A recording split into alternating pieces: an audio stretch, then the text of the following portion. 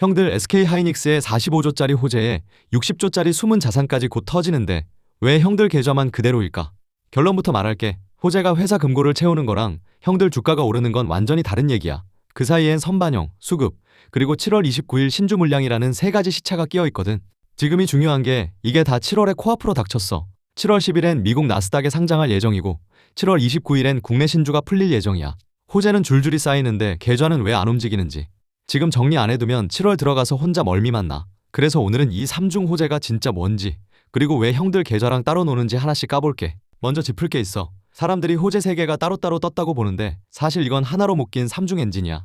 첫 번째 엔진은 미국 나스닥 상장이야. SK하이닉스가 미국의 ADR로 상장하면서 신주를 찍어 돈을 끌어모을 계획인데 그 규모가 최대 45조 4,534억 원이야. 회사 하나가 한 번에 땡기려는 돈이 웬만한 지방광역시 1년 살림보다 커. 보통 주를 1,779만 주 새로 찍고 발행가는 한 주에 255만 5천 원이야.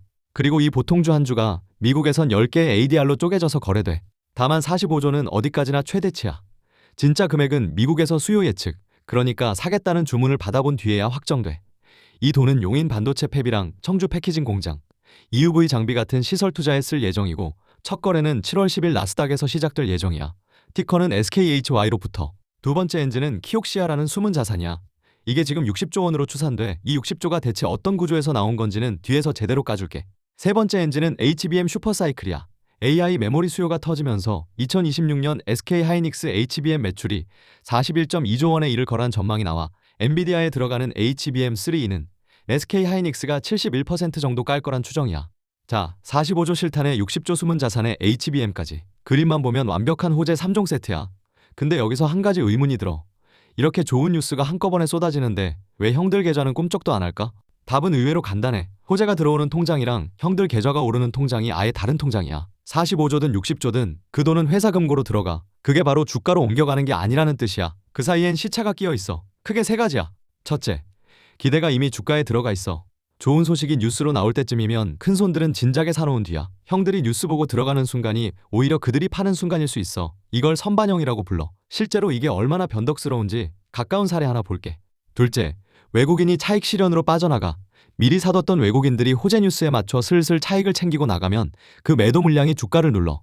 셋째, 7월 29일에 국내 신주가 풀릴 예정이야. 새 주식이 시장에 더 깔리면 그만큼 단기 수급엔 부담이 돼. 2026년 6월 24일 마이크론 실적 발표를 앞두고 메모리 공급 과잉 우려가 번졌어. 그 여파로 반도체주가 한때 13%까지 빠졌어. 그런데 막상 마이크론이 예상을 뛰어넘는 실적을 내놓자 우려가 싹 가라앉았지. 하루 안에서 악재랑 호재가 손바닥 뒤집듯 교차한 거야. 그러니까 호재가 떴다고 계좌가 바로 따라오를 거라 믿으면 7월에 멀미만 나는 거야. 근데 형들, 더 이상한 건 따로 있어. 회사는 왜 한국 놔두고 굳이 미국 나스닥까지 건너가려는 걸까? 여기에 코리아 디스카운트라는 진짜 이유가 숨어 있어. 먼저 ADR이 뭔지부터 쉽게 풀게. ADR은 미국 시장에서 거래되는 한국 주식 교환권 같은 거야. 한국 원주는 그대로 두고 미국 투자자가 달러로 사고 팔 수 있게 만든 일종의 대리표라고 보면 돼. 그럼 왜 이 교환권을 미국에다 깔려는 걸까? 핵심이 바로 코리아 디스카운트야. 같은 실적을 내도 한국 증시에 있다는 이유만으로 제값을 못 받는 현상이야.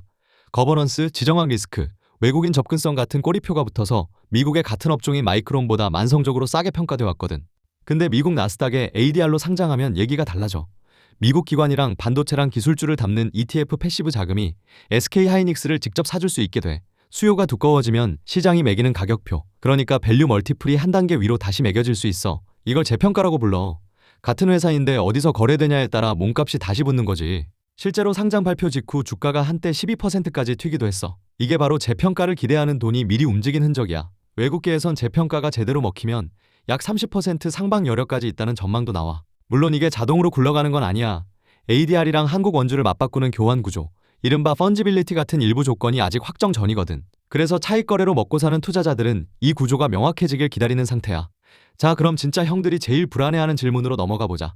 신주를 찍으면 내 주식이 희석되는 거, 그거 정말 악재 맞을까? 앞에서 7월 29일에 국내 신주가 풀린다고 했지? 그게 왜 불안 요인인지 이제 그 속을 까보자. 희석부터 쉽게 풀게. 피자 한 판을 떠올려봐. 판 크기는 그대로인데 나눠 먹을 사람만 늘어나면 어떻게 돼? 내목 조각이 얇아지지.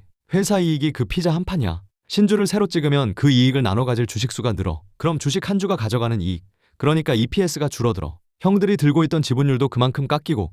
이게 희석이야. 그래서 신주 발행은 곧 희석이고 악재라는 말이 나오는 거지. 근데 숫자를 직접 보면 얘기가 좀 달라져. 회사가 추산한 걸 보면 기존 주주지분 희석은 최대 2.44%야. 한 주가 가져가는 이익, EPS 희석은 약 2.5%고 발행 주식 총수의 2.5% 수준이라는 거야. 이게 큰 건지 작은 건지 감이 안 오지? 회사 설명으론 최근 3년 국내 증시 평균 유상증자 비율보다 오히려 낮은 수준이야. 게다가 이 돈은 용인 폐비랑 EUV 같은 시설 투자로 들어가. 공급 능력이랑 수익성이 좋아지면 장기로는 오히려 플러스라는 논리지. 근데 여기에 정면으로 반박하는 쪽도 있어. 한국 기업 거버넌스 포럼이야. 이쪽 논리는 이거야. SK하이닉스는 지금 현금이 차고 넘쳐. 한 해 순이익만 100조가 거론되는 회사야. 그런 회사가 굳이 기존 주주 지분까지 깎아가며 증자할 이유가 뭐냐는 거지. 주주 가치를 희석하는 증자 자체가 이치에 안 맞는다는 거야. 한쪽은 2.5%면 약과고 장기 투자다. 다른 쪽은 현금 넘치는데 왜 주주를 희석하냐. 같은 증자를 놓고 정반대로 읽는 거지. 근데 희석 숫자 하나로 끝낼 문제가 아니야. 이걸 두고 전문가들 사이에서도 정반대 얘기가 부딪히고 있거든. 그 얘긴 잠깐 미뤄두고 앞에서 헤드라인으로만 던졌던 그 60조부터 제대로 까볼게. 키옥시아라는 숨은 자산 말이야. 이게 왜 숨은 자산이냐면 회사 사업으로 번 돈이 아니라 묻어둔 투자에서 나온 돈이라 그래. 시작은 2018년이야. SK하이닉스가 일본 키옥시아에 약 4조, 정확히는 3조 9,100억을 넣었어. 그 돈으로 두 가지를 잡았어. 하나는 LP 출자로 지분 약 7%, 다른 하나는 전환사채, CB로 약 14.17%야. CB가 좀 어렵지? 쉽게 말하면 나중에 주식으로 바꿀 수 있는 빚증서야. 일단 돈을 빌려준 채권인데 원하면 주식으로 갈아탈 수 있는 권리가 붙어 있어. 이 CB는 2028년에 보통주로 바꿀 수 있게 돼 있어. 그래서 지분이랑 이 전환 권리까지 합친 키옥시아 자산이 지금 60조로 추산돼. 2018년에 넣은 4조가 약 15배로 불어난 거야. 최근 5개 분기 동안 쌓인 평가이익만 약 21조 8천억이야. 2025년에 약 11조 9천억, 2026년 1분기에만 9조 8,813억이 더 붙었어. 근데 여기서 형들이 꼭 짚고 갈 게 있어. 이 60조랑 21조 8천억은 어디까지나 추산이고 평가이익이야. 장부상 가치가 그만큼이라는 거지. 회사가 손에 쥔 현금이 아니야. 그리고 더 중요한 건 따로 있어. 이게 처음부터 잭팟이었던 게 아니라는 거야.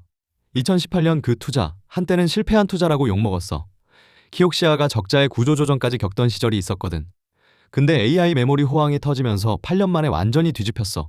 당장은 손에 갔던 베팅이 사이클이 한 바퀴 돌자 60조 자산으로 둔갑한 거지. 이건 뒤에서 한 번 더 곱씹어볼 대목이야. 그리고 이 키옥시아 호재는 SK하이닉스 한 종목에서 끝나지 않아. 형들이 놓치기 쉬운 곳으로 불씨가 번지고 있거든. 어디로 번졌냐면 계열사야. SK하이닉스 지분을 들고 있는 회사들 말이야. 대표적인 게 SK스퀘어랑 그 위에 있는 지주사 SK야. SK스퀘어는 SK하이닉스 지분을 꽤 들고 있어. SK는 그 위에서 그룹 전체를 거느리는 지주사고. 그래서 미국 상장 발표가 나오자 두 회사 주가도 같이 들썩였어. SK스퀘어는 발표 직후 한때 11% 넘게 튀었고 지주사 SK는 한때 20%까지 급등했어.